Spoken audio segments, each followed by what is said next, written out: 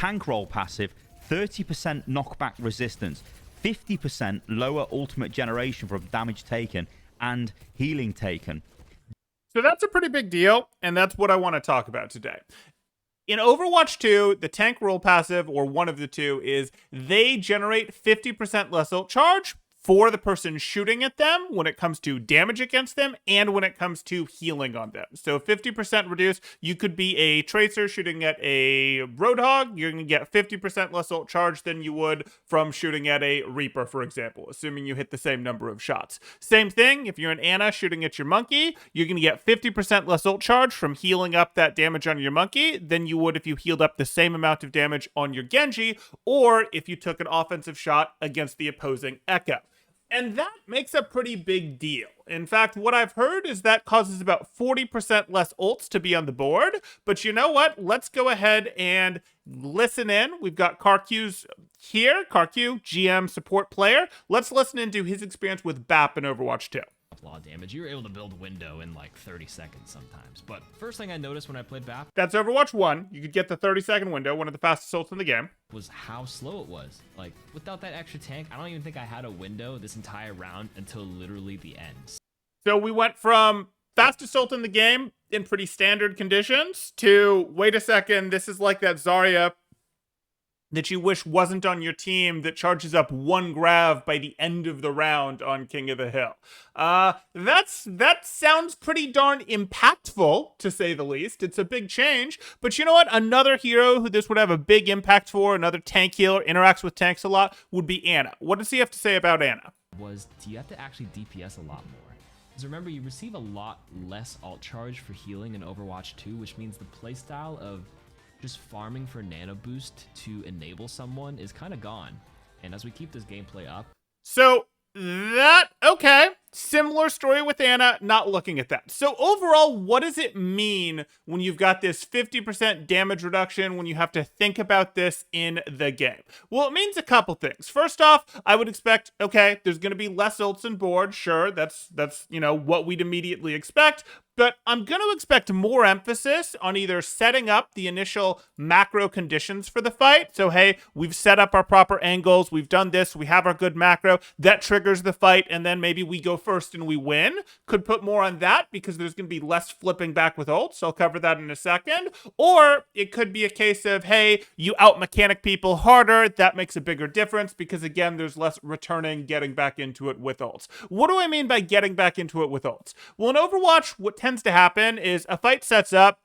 Maybe you initiate with an ult, that's fine, but you set up your neutral win condition, you go use your ults to enhance it, whatever, or maybe you force a pick, whatever the case may be. You get ahead, you force a pick, you get positioning, you force the opponents to be behind on resources. Any of those things happen, and the opponents have the ability to answer with an ult. And if you force them to go down a lot of cooldowns and then they answer with an ult, you probably need to kite away from that ult a bit, and that gives them a little bit of time to cycle back their resources, be those cooldowns to cycle back, or for them to heal back up a little bit because you kited away from that threat, or you had to add your own ult into the mix to keep your aggression going. Or same thing with the more offensive type ult, where, hey, you got to pick against them, and rather than just giving up the fight, getting destroyed, whatever, they pop their own offensive ult and are able to quickly net a counter pick, and now you're back in that, and it's anyone's fight again. I'd expect a little bit less of that in Overwatch 2, a little bit less of that, hey, we've got a back and forth going with our seesaw, because you can't just drop another ult into the fight on either side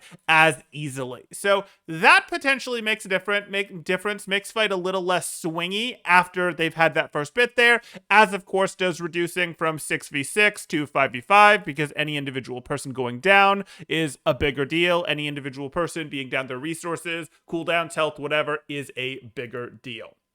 But it could also cause another thing, and that's why I've got this comp up here on the board. If you understand this comp from Overwatch 1, it is a Monkey Ana comp versus Zen Ball comp, and what you're looking at here is the Ana Monkey comp is actually looking to engage with their Monkey. They kind of want their Monkey to get shot at. They want him to charge up Nano, charge up Primal, charge up Zarya energy, get out, do it again, and then maybe win with the triple life Monkey, regular life, Nano life, Primal life. Okay, he's basically a joke trying to kill this thing. It's silly. If you're the Zen Ball team, you're actually much more interested, rather than in fighting this Monkey, in going, hey, we're going to go ahead and put our Zen damage and our Echo damage into blue team's Echo. We're going to put our Tracer damage and our Ball damage into blue team's Tracer, and we're just going to do what we can to control this monkey between Diva Boop, between Brig Bash, Brig Whip Shot, between DM to help protect our Zen, Brig to help protect our Zen. We're just going to do what we can to control this monkey, to keep this monkey up, while we actually try to win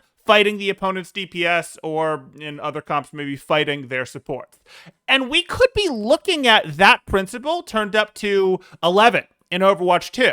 Now, of course, you're now in a situation where they're not going to be charging their own nano super hard by sending their monkey in like this, but you still might not be all that interested in shooting at their tank. If you're an Ana, for example, and you can go, I can shoot at the opposing Echo and get full ult charge, I can heal my Genji and get full ult charge, or I can shoot at my monkey, my Wrecking Ball, my Reinhardt, and get half ult charge for it, well, that's an easy choice. If you have your choice, you'd prefer to take those offensive shots, to take those DPS supporting shots as opposed to those tank things. You'd actually say, hey, tank, go get a health pack if you have that option.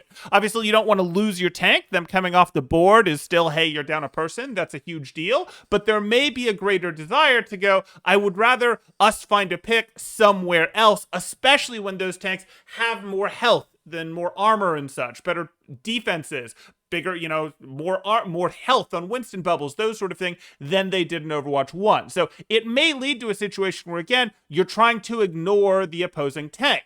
But that's going to be hard to do because of that first roll passive they have of, hey, they get affected 30% less by boop. So your whip shot, your Lucio boop isn't going to keep them off. Your Diva boop isn't going to keep them off as long as it would have in the past. Now, and there's also less hard stuns out there because we took that away from a lot of heroes. No bash from Brig there. So do you end up in a situation where you're trying to kite the tanks as best you can while winning the fight elsewhere? Is that going to be the thing? You're trying to interact with the tanks as little as possible? Well, you take out their supports or DPS? Are the best supports going to be the supports that go, hey, let's pour our energy, let's make sure we can either do good damage to the opposing DPS or enable our DPS well? So that would be more the Zens and the Mercies, and less the Moiras and the Baps, who are a little bit more interested in interacting with their own tank and the opposing tank in Bap's case. He would interact with those. Moira interacts with her tanks, well, only tank now, and then some with enemy DPS, so that gets a little bit back there.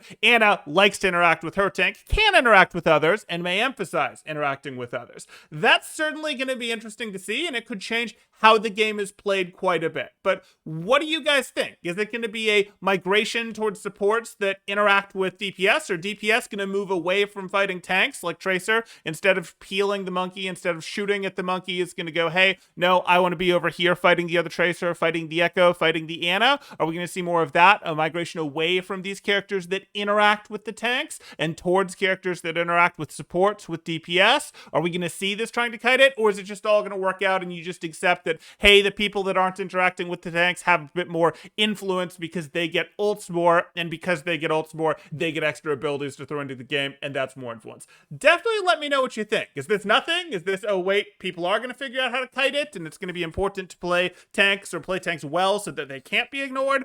Definitely let me know what you think in the comments down below. Consider dropping a like and subscribe for more so that you can see more of these Overwatch 2 discussions and more analysis of the game and the news as we get closer to it and as it releases. Thanks, guys. Temporal out.